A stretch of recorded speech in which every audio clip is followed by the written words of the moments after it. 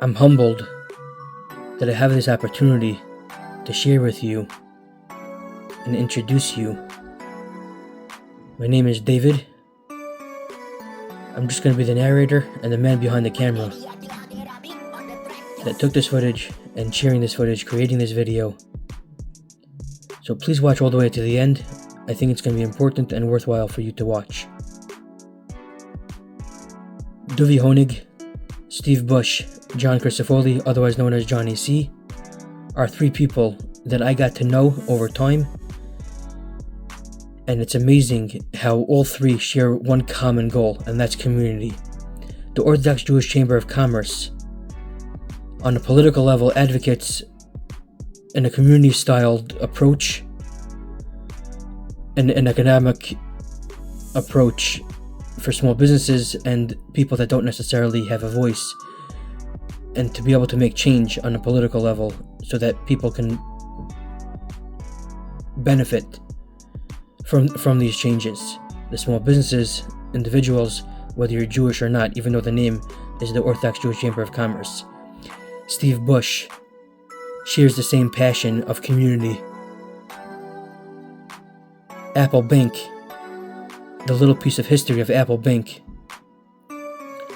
started as Harlem Savings Bank in 1863, and in 1983 changed their name to Apple Bank. An interesting anecdote to throw in here is Apple Inc., the electronic company that's on a global scale, still doesn't conflict with Apple Bank. For 160 plus years, they'll still never conflict. Or more like the last 50, 60 years, there's still no confliction between the two companies, which is an amazing feat in itself. Apple Inc. may have their own community, but Apple Bank is focused on their individual communities. If I'm not mistaken, they have 80 plus branches throughout mainly New York, and now more recently opening up in New Jersey. They started in Lakewood, New Jersey.